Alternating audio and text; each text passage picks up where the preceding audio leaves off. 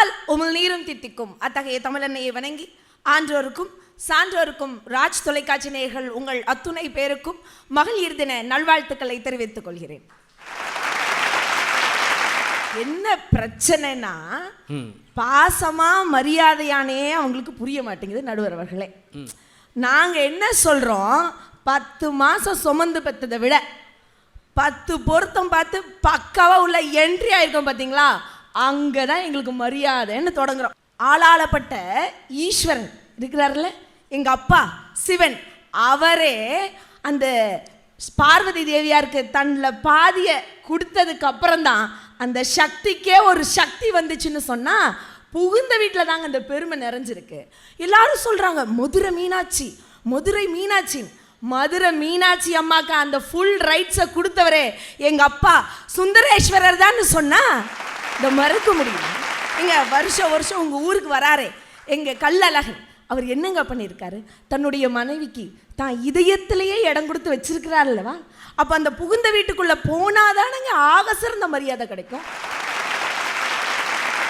இப்போ கௌதமி அக்காக்கும் சரி மலர் அக்காவும் சரி என்ன பிரச்சனைனா மாமியார் பிரச்சனை. அதுலயும் இந்த கௌதமி அக்கா பேசினாங்க பாரு, இளவங்க அத்தை கிளி, எங்க ஆயா வீட்டுல எலி. நானும் எத்தனையோ பழமொழியில கேட்டிருக்கேன் சொல்லி இளவக்காத்து மாமியாருக்கு எலியா, ஆயா விட்டு எலியா. ஐயோ, இப்போ மாமியார் பிரச்சனை, மாமியார் திட்டிகிட்டே இருக்காங்க, அதானே பிரச்சனை. அக்கா நீங்கள் இவ்வளோ டைலாக் எல்லாம் பேசவே கூடாது வீட்டில். மாமியார் கிட்ட போய்ங்க ஒரே ஒரு டைலாக், மங்கையாராய் பிறப்பதற்கு மாதவம் செஞ்சுருக்க வேணும்லாம் சொல்லக்கூடாது. உங்கள் வீட்டில் மருமக பிள்ளையா வந்ததுக்கு நான் மகா புண்ணியம் பண்ணியிருக்கணும்னு சொல்லி பாருங்க. சிடுக்கு சிடுக்குன்னு சொல்கிற மாமியார் கூடி சில்லு சில்லு சில்லுன்னு உங்களுக்கு எல்லா வேலையும் செய்யும்னா அப்படி தெரிஞ்சு கொடுங்க. பொண்ணை பெற்றவங்க எல்லாம் எப்படி சொல்லி கொடுப்பாங்களாம், ஒரு புக்கில் இருக்க பேப்பர் கிழிஞ்சா கூட கரெக்டாக மெயின்டைன் பண்ணணும். எங்க பையனை பெற்ற எந்த அம்மா அப்பாவும் எதுவும் சொல்லி கொடுக்க மாட்டாங்களா? அட்லீஸ்ட் ஒரு பென்சில் பாக்ஸ் எக்ஸாம்பிள் எடுத்து வர்ற மனைவி உன்னை எப்படி வேணாலும் சீவா, எப்படி வேணாலும் அழிப்பா, நீ அட்ஜஸ்ட் பண்ணி இருந்துக்கோன்னு சொல்லியாங்க கொடுக்காம போவாங்க. ஒரு நிமிஷம் யோசிக்கணுமா இல்லையா? ஏன் தெரியுமா நடுவர் அவர்களே, இந்த மாமியார் மருமக ரொம்ப சிறந்ததுன்னு நான் இந்த மண்ணில் மதுரையில் சொல்கிறேன். ப்ரூஃப் இல்லாமல் பேச மாட்டாங்க. இதே உங்கள் ஊரில் இருக்கக்கூடிய 3ஆம் ஆவடின்னு ஒரு ஏரியா இருக்கு இல்லையா, அங்கே கொரோனா காலகட்டத்தில் அகிலா அபுல் கலாம்ங்கிற அந்த தம்பதியருக்கு ஒரு பையன் இருந்தாங்க, அவங்களுக்கு கல்யாணம் பண்ணி வச்சாங்க. அந்த மாமியார் எப்படி தெரியுமா தன்னுடைய மருமகளை வரவேற்றாங்களாம், கிட்டத்தட்ட 101 வகையான விருந்துகளை போட்டு தன்னுடைய மருமகளை மரியாதையாக அழைத்த ஊர் இந்த மதுரைன்னு சொன்னா.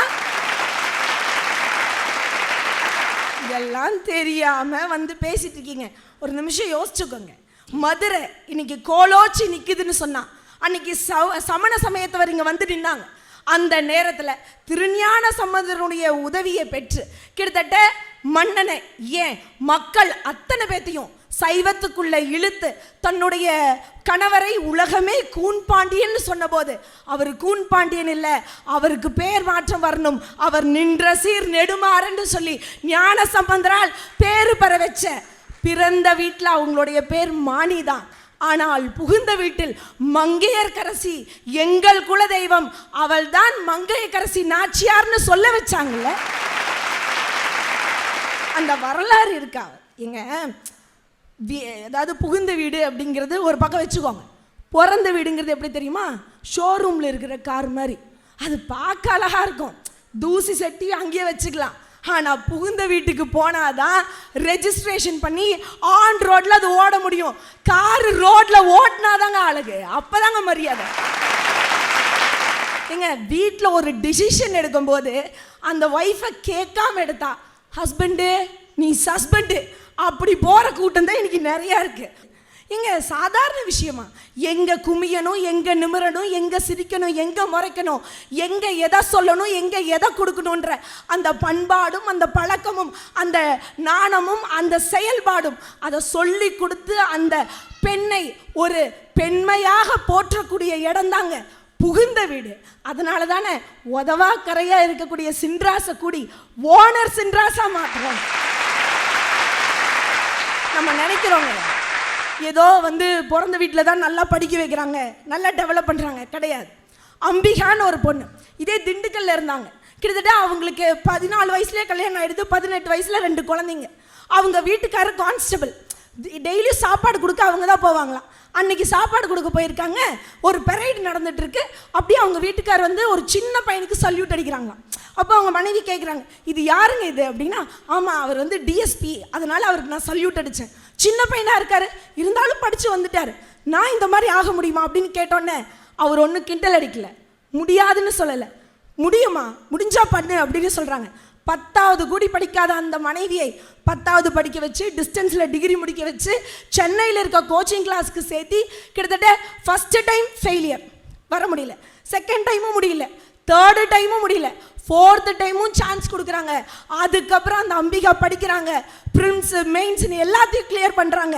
திண்டுக்கல்ல ஏதோ ஒரு ஊரில் இருந்த அந்த அம்மா இன்னைக்கு கிட்டத்தட்ட மகாராஷ்டிராவில் டிஎஸ்பியாக உட்காந்துட்டு இருக்குன்னு சொன்னால் அதற்கு காரணம் அவங்களுடைய கணவன் தானுங்க. எங்கள் ஊர் கோயம்புத்தூர் SSSன்னு ஒரு ஐக்கியம்னுங்க. இப்போ நீங்கள் கோயம்புத்தூருக்கு வந்தீங்கனாலும் தெரியும். எல்லாரும் நினைப்பாங்க, அதாவது ஒரு பெரிய தொழிலதிபர், அவர் சம்பாரிச்சது மொத்தத்தையும் அந்த சேரிட்டபிளில் போட்டார். அவருக்கு 2 பொண்ணுங்க இருந்தாங்க. அவங்க 2 பொண்ணு பேர் அந்த ட்ரஸ்ட்டுக்கு வைக்கலிங்க. 10 ரூபாய்க்கு என்ன கிடைக்கும், 15 ரூபாய்க்கு என்ன கிடைக்கும், 20 ரூபாய்க்கு என்ன கிடைக்கும் நம்மளாம் நினைப்போம். ஆனால் எங்கள் ஊர் கோயம்புத்தூருக்கு வந்து பாருங்கள், அந்த ட்ரஸ்ட் மூலமாக சத்துள்ள ஹைஜீனிக்கான 3 வேளையும், காலையில் உணவு, மத்தியானம் சாப்பாடு, நைட்டு டின்னருன்னு, பெட்ரோலு, அது போக மெடிசன்ஸ்ன்னு சொல்லி எல்லாத்தையும் தன்னுடைய மனைவியின் பேரை கொண்டு சாந்தி சோஷியல் வெல்ஃபேர் சொசைட்டின்ற அந்த ட்ரஸ்ட்டை பாலசுப்ரமணியம் ஓப்பன் பண்ணியிருக்காருன்னு சொன்னால் இதுதாங்க மனைவிக்கு கிடைச்ச ஆக சிறந்த மரியாதை. இப்போ ஒரு ரீல்ஸ், அதுதான் பயங்கரமாக ட்ரெண்டிங்கில் போயிட்டு இருக்கு. என்ன ரீல்ஸ்னா, ஆக்டர் ஜோதிகா அவங்க கிட்ட ஒரு ஆங்கர் கேட்பாங்க, நீங்கள் எப்படி இன்னும் இதே மாதிரி அழகாக இருக்கீங்க அப்படின்னு கேட்கும்போது அவங்க சொல்லுவாங்க, என் புருஷன் கொஞ்சம் என்ன அழகாக வச்சுருக்கான். அது வார்த்தை மட்டும் இல்லைங்க, அதுதான் வாழ்க்கை. ஒரு ஆக்டராக இருந்து தன்னுடைய குடும்பத்துக்காக எல்லாத்தையும் பிரேக் பண்ணி குழந்தையை பெற்று நல்லா வளர்த்து வந்த அந்த பெண்ணுக்கு மரியாதை கொடுக்கணும்னு சூர்யா நினச்சாரு.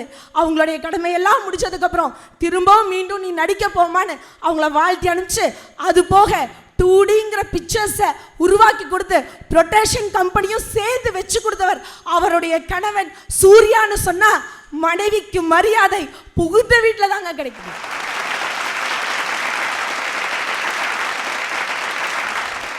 எல்லாவற்றுக்கும் மேலாக, அதாவது 10 வயசுல இன்டர்நேஷனல் மாஸ்டர் பட்டம், 12 வயசுல கிராண்ட் மாஸ்டர்ன்ற பட்டம், 14 வயசுல ELOல 2600 பாயிண்ட் எடுத்தாங்க, 17 வயசுல ஜனாதிபதி கையாலே அர்ஜுனர் அவார்டு வாங்கினார் பிரக்யானந்தா.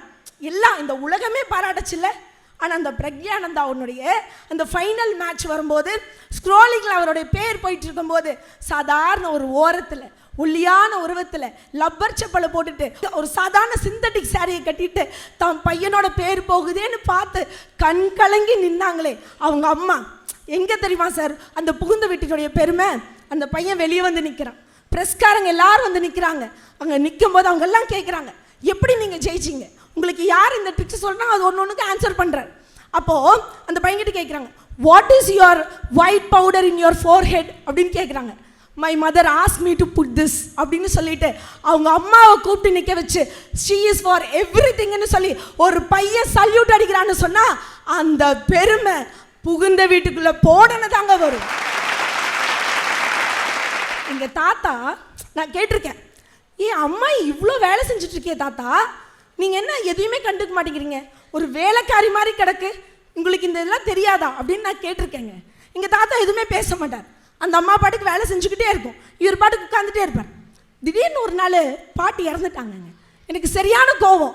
நான் போய் தாத்தாவை மிரட்டலான்னு போகிறேன், எதுக்குமே கலங்காத அந்த மனுஷன் அழுதுட்டு உட்காந்துருந்தார். சொன்னார் என்கிட்ட ஒரு வார்த்தை, எல்லாம் போச்சு சாமி, உனக்கு எதுவும் எனக்கு இல்லைன்னு. இன்னைக்கு எங்கள் அம்மாய்க்கு கிடைச்ச மரியாதை என்ன தெரியுமா? சாமி ஃபோட்டோவுக்கு பக்கத்தில் அவங்க ஃபோட்டோவை மாட்டி இன்ன வரைக்கும் சாமிக்கு எடுக்கிற ஆராத்தியை தன்னுடைய மனைவிக்கு எடுத்துட்டு இருக்காங்கன்னு சொன்னால் அந்த நிலை ஒரு பெண்ணுக்கு கிடைக்கணும்னா அது புகுந்த வீட்டில் தான் கிடைக்கணும்னு சொல்லி புகழ் புரிந்தார். இல்லாருக்கு இல்லை, வீறு போல் பீட நடைனா அந்த நடை வரணும்னு சொன்னால் பெண்கள் புகுந்த வீட்டுக்கு போனால்தான் அந்த மரியாதை கிடைக்கும் என்று சொல்லி வாய்ப்பளித்த அனைத்து நல்ல நெஞ்சங்களுக்கும் நன்றி பாராட்டிடம் அமர்கிறேன்.